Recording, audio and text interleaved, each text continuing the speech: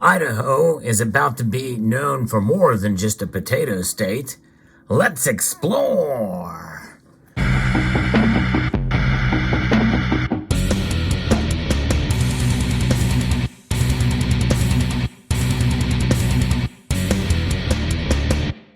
Gold and silver are about to go big in Idaho. I'm going to be reporting to you from another story that has made its way across the wires. I'm going to be from the Sound Money Defense League. And this is a remarkable thing to hear more and more news break state by state. In fact, I can barely keep up with it all, but I'm going to try my best because as I'm reporting this story, there's two more states that have made big moves. But I want to report on those in separate videos. I think this is worthy to talk about for each of these states and each of this activity and action that's going on because it's about a revolution, an actual revolution on the state level. And by the way, if you're watching this video from another country, be encouraged because your provinces and your states and your subunits underneath of your country, they can do a lot of the same types of thing if you have a representative republic or a democratically elected local government. This is something that I think is going to be really effective on the local level to work its way up. Sooner or later, the feds are going to recognize this here in the United States and very well could recognize it in other countries if you start to see this happen, because we've got to protect ourselves, and that's really why many of us accumulate these two metals, gold and silver, to protect ourselves. More on that in a moment. This is from the Sound Money Defense League. The Idaho State House voted to enable the state treasurer to protect state funds from inflation and other financial risk by holding some physical gold and silver.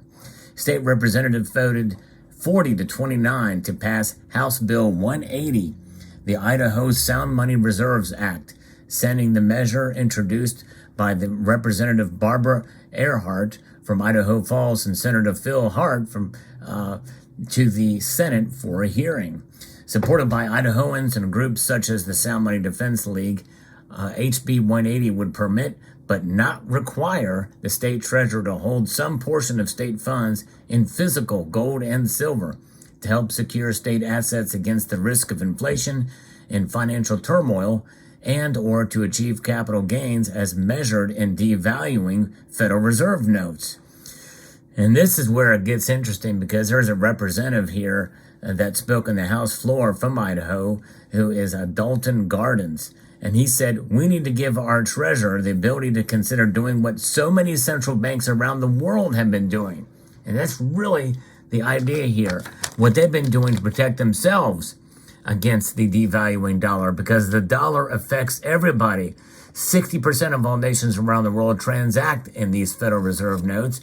And so inflation hurts them too. But it also hurts the states here in these United States. And that's exactly what Representative Vito Barbieri is talking about here. And this is from Dalton Gardens, by the way. He's from Dalton Gardens, Idaho. So many central banks around the world, they are acquiring gold. And gold and silver are right there in our U.S. Constitution. That's exactly right. They're in the Constitution, Article 1, Section 10. It's listed there, gold and silver alone shall be used as money to transact between states. Now, you think about it, you got gold and silver, and in the form that you see before you here, these coins actually circulated. They actually circulated among the people in the United States. And not too terribly long ago, when you think about the overall history of the United States, it was only until 1964 when silver stopped transacting, and really gold has not transacted since 1933. But nonetheless, there you have it. Now, we do think about these types of coins, these circulating coins here that we can see in my hands right now. This is what many people call junk silver. I don't like to use that term because there's nothing that's junky about this. This is indeed a piece of history. And even though it may not have much numismatic value, it ain't junk. Anything that's got silver in it is not junk in my view. So people refer to it as 90% silver with regards to the actual composition of silver contained in the coin. But also, I like the term constitutional silver because, again, it's representing what is defined in the Constitution. So for most of our history, it circulated indeed as money. Even when the bimetallism died in the late 1800s, nonetheless, these coins continued to circulate and up until 1964. So typically, these gold coins are referred to as pre-33 gold. But why don't we call it constitutional gold? I never have understood that because this is indeed constitutional money. Constitutional gold would make sense, right? So I think that we should refer to this as constitutional gold instead of pre-33 gold. But nonetheless, that's just my view on it. The story continues. The Idaho State Treasurer currently has very few options for holding, managing, and investing Idaho's idle monies. Due to statutory constraints, Idaho's reserves are invested almost exclusively in low-yielding debt paper and carries counterparty risk, while its value is diminished by inflation. Stephen Gleason, president of the Idaho-based Money Metals Exchange, pointed out that the Idaho Treasurer's Office is dangerously handcuffed because of Idaho's outdated idle money statute. State funds are herded into debt paper instruments whose real value is absolutely slaughtered by inflation right now. That means it's getting destroyed. That means the value is decreasing dramatically because of inflation. And the state reserves are principally invested in low-interest debt paper, like U.S. Treasuries, money market funds, corporate debt, repurchase agreements, and other dollar-denominated debt, according to Gleason. Responding to growing concerns about rising government debts and Federal Reserve money printing, Ohio recently followed Texas in acquiring a 5% physical gold holding in its public pension funds.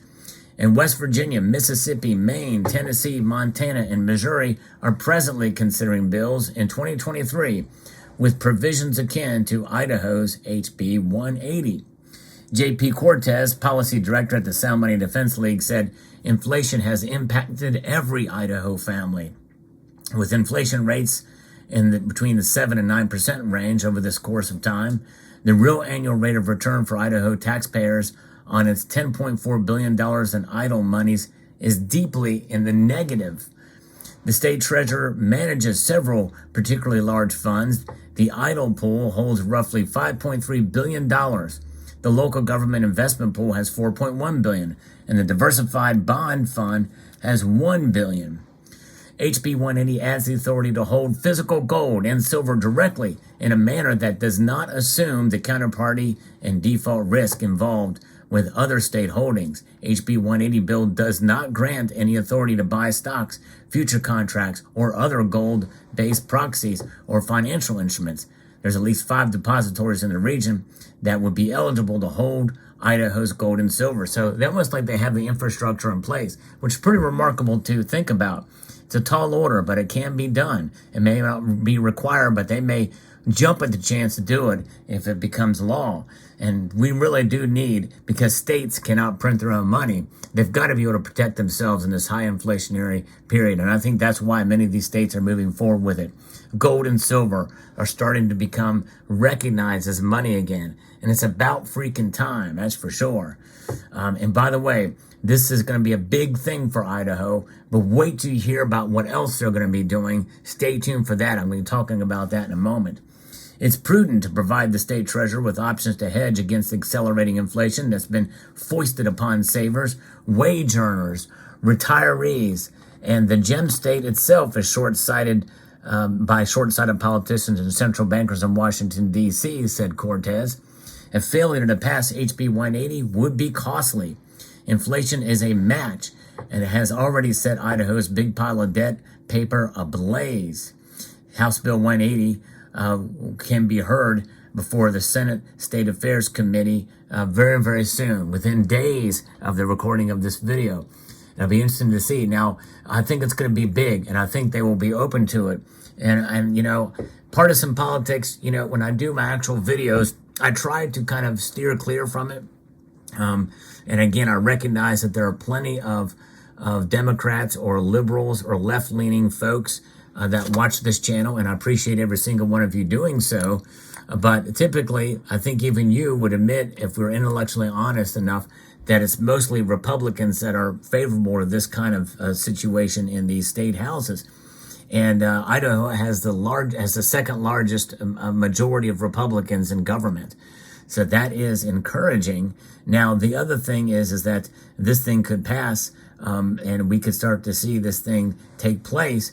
And what does it mean? It means that, hey, they're going to be able to control their own fiscal house in order with gold and silver, because gold and silver, in the end, over the course of time, they do protect against inflation and against economic instability or against any kind of crisis that could come to play. It's not just about inflation. There's a lot going on in the world today. No one really knows how this is going to all play out, but we're in trouble. And people are starting to recognize and realize it at the state level. So it's encouraging to see this. And it should encourage you that you're doing the right thing, because you have central banks around the world that are holding gold and accumulating it. And you're seeing now states start to move in that direction. Our federal government has 8,100 tons of gold in its central bank holdings in Fort Knox, in New York, West Point, other places. But at least if you believe it's there, but they've not added a single ounce since then. It's incumbent upon us to protect our own finances and to be encouraged by this, because states, local governments, and people cannot print their own money. We can't digitize our own money, can we? We cannot increase our wealth by using traditional, very conservative ways to do so, such as, these money markets and CDs and the like. It's a losing proposition to go into all of that stuff, even because they're well under the rate of inflation. It really is awful. We are a victim of this. It's like a hidden tax increase. So there's that. Now, what else is Idaho doing that's absolutely huge? It is amazing to think about. I looked up this thing. It's called the Greater Idaho Project. Yes, indeed. This is something where they're going to be able to swallow up about half of Oregon, very close to half of Oregon here. It's pretty wild to see how this is going to take place. But a lot of counties and about 2/3 of Oregon have voted to join Idaho and to make Idaho a much larger state geographically and increase its population a fair amount as well too. In fact, one of the proposals actually has it going into Northeast California as well, to grab some counties up there. But I think it's limited. Basically, the one that I think is the most realistic option is the counties in Oregon. Greater Idaho would essentially take in all of those counties that want to go there because of what's going on in Oregon. Portland especially is an absolute disaster. By all accounts, it's horrible what's going on in Western Oregon specifically, or generally, and in Portland specifically.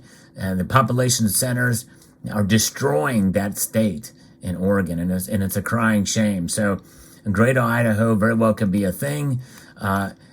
It would need to go through the legislatures of both Oregon to allow these counties to move over, and the Oregon legislature would have to approve it, then would have to go before the Congress of the United States. That's a pretty tall order. My guess it's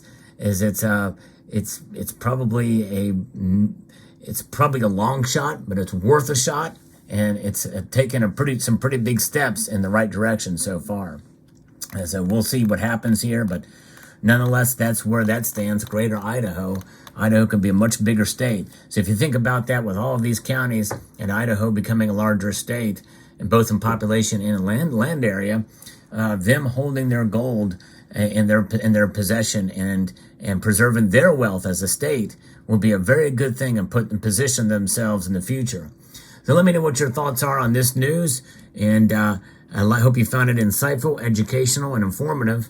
I'd like to extend a multitude of gratitude to you all for taking the time to watch, and to encourage you to please rate, share, comment, and subscribe.